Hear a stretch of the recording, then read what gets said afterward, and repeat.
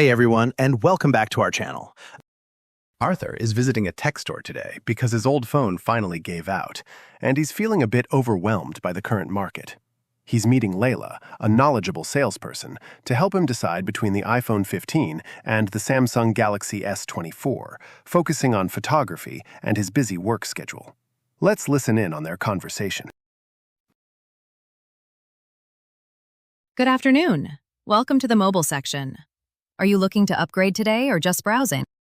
Oh, hello. I'm definitely looking to upgrade. My current phone is about 4 years old now, and the battery barely lasts until lunch. It's becoming a bit of a nightmare for work, honestly. I completely understand. 4 years is a long time in tech, so you're going to notice a massive difference regardless of what you pick. Did you have a specific brand in mind, or are you starting from scratch? Well, I've been doing a bit of reading. I think I've narrowed it down to the iPhone 15 and the Samsung Galaxy S24. But I'm really torn. I use my phone for basically everything. Lots of emails, spreadsheets, and I take a ton of photos for my social media side project. Those are the two heavy hitters right now. It's the classic debate, isn't it? Since you mentioned work apps and spreadsheets, let's talk about the displays first. The S24 has a very crisp, adaptive screen. It's great if you're staring at data for a long time. Is it really better than the iPhone screen? I always thought Apple had the best displays. It's not necessarily better, it's just different. Samsung uses a 120 Hz refresh rate, which means scrolling through those long spreadsheets will feel much smoother. The iPhone 15 is still stuck at 60 Hz. It sounds like a small detail, but once you see them side by side, you can really tell. 120 Hz versus 60 Hz.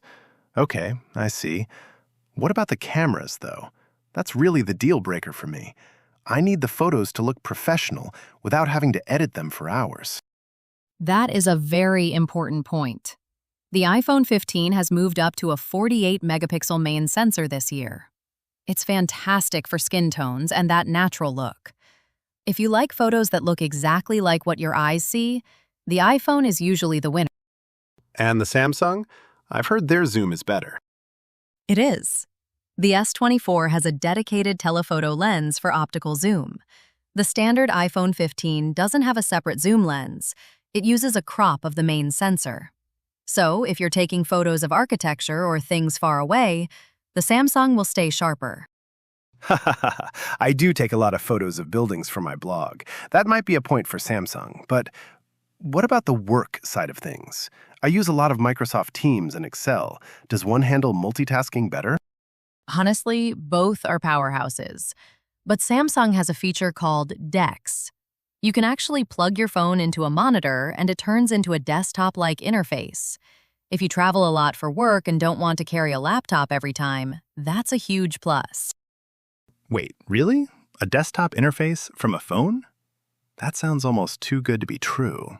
Is it easy to use? It's surprisingly intuitive. You just need a cable or a compatible smart TV. On the other hand, if your office uses Macs or iPads, the iPhone 15 will sync everything perfectly. AirDrop is a lifesaver when you need to send a huge PDF to a colleague in 2 seconds. Everyone at my office uses MacBooks, so AirDrop is definitely something I use all the time with my current old iPhone. Losing that might be, well, it might be annoying. It's those ecosystem features that make the decision hard. You have to weigh the convenience of the software you already know against the new hardware features of the S24. Let's talk about the battery. You mentioned my current one is dying. If I'm on video calls for 2 hours a day, which one is going to survive until 10 p.m.? In real-world testing, both will get you through a full day. However, the iPhone 15 is incredibly efficient with its power management during standby. The S24 is great too, but if you're a heavy user, the iPhone might give you that extra 10% at the end of the night. Only 10%? That's not a huge gap. I was hoping one would be significantly better. Phone batteries have reached a bit of a plateau lately. But the S24 charges faster. If you realize your phone is at 5% and you have to leave in 15 minutes, the Samsung will give you a bigger boost in that short time than the iPhone will. That's a very good point. I'm always forgetting to plug it in at night. My wife always complains that she can never reach me in the morning because my phone is dead. We've all been there. So, if fast charging is a priority, keep that in mind. Also, the iPhone 15 finally switched to USB-C this year, so you can use the same cables as most other gadgets now. Finally, that was about time, wasn't it? Okay, so let me summarize what I've processed so far. The Samsung has a smoother screen and a better zoom lens, plus that DeX thing for work. The iPhone is better for the ecosystem I'm already in, and maybe has a slightly more reliable battery for long days. That's a perfect summary. One more thing to consider is the feel of the phone. Have you held them both yet? Not yet. Can I try the floor models? Absolutely. Here is the iPhone 15. It has those new contoured edges, so it doesn't dig into your palm as much as the older models did. Oh, wow. It is very light. It feels, I don't know, premium, but very familiar. Now try the S24. It's also very light, and the bezels around the screen are incredibly thin. It almost feels like you're just holding a piece of glass. You're right. The screen goes right to the edge. It looks much more modern, I think. But the software looks so different from what I'm used to. Is it hard to switch from iOS to Android? It used to be a headache, but now there are apps that move your photos, contacts, and even most of your messages automatically.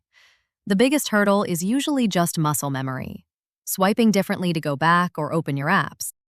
Muscle memory is a big one. I've been an iPhone user for 10 years. I'm worried I'll get frustrated in the first week and regret it. That's a valid fear. Most people who switch tend to love the freedom of Android after a week or two, but those first few days can be a bit, let's say, challenging. What about the price? Are they basically the same right now? Currently, we have a promotion on the S24. It actually comes out slightly cheaper than the iPhone 15, and we're offering a trade-in bonus for your old phone, even if the battery is bad. A trade-in bonus? Even for a 4-year-old phone? Yes, as long as the screen isn't cracked, we can give you a decent credit toward the S24. For the iPhone, the trade-in value is a bit lower because Apple doesn't run as many aggressive promotions. Saving money is always good, especially since I need to buy a new case and a screen protector too. But I'm still worried about those photos. You said the iPhone looks more natural. Does the Samsung look fake? Not fake, just more vibrant. Samsung likes to boost the colors. The sky looks bluer, the grass looks greener. It's very Instagram-ready. Apple's photos are flatter, which is actually better if you like to edit them yourself in apps like Lightroom. I actually do edit them a bit. So maybe the iPhone is better for my workflow, but that Samsung Zoom is so tempting. I hate it when I try to take a photo of a bird or a sunset and it just looks like a blurry dot. It sounds like you're leaning toward the iPhone for the software and the photo quality, but the Samsung hardware is calling to you. Exactly. It's a tough spot. If I get the iPhone, I know I'll be happy because it's safe. If I get the Samsung, I might be happier, or I might be annoyed by the change. Tell you what, why don't you try typing a quick email on both? See which keyboard feels more natural to you. That's a huge part of work usage. That's a great idea. Okay, typing on the iPhone. Yeah, it's what I know. Now the Samsung. Oh, the haptic feedback. The little vibration when you touch a key feels really nice on this S24. Samsung really nailed the haptics this year. It feels more tactile, doesn't it?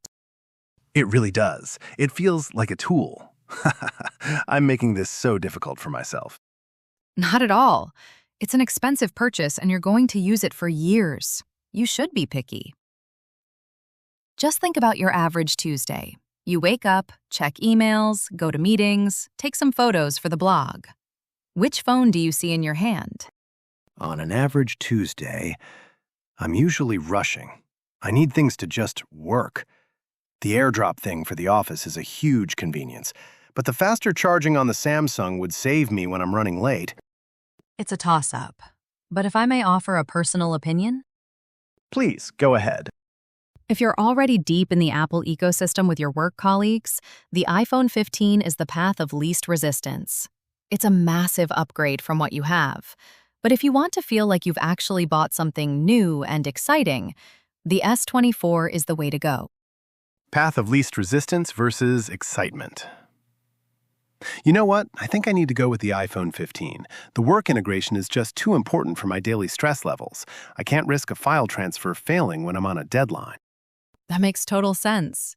Reliability is a feature in itself. Which color were you thinking? We have the blue, black, and the new pink. Let's go with the black. It's professional. And I'll need a very sturdy case, please. I tend to drop things. I can certainly help with that. We have some military-grade cases right over here. Let's get you sorted. Arthur made his choice. It's interesting how, even with all the flashy features of a competitor, sometimes the convenience of what we already know wins out in the end. It's all about finding the tool that fits your specific life. Keep practicing, and we'll see you in the next video. Do you prefer the safe choice, or do you like to switch things up when you get a new gadget? Leave suggestions for future videos in the comments. Bye for now.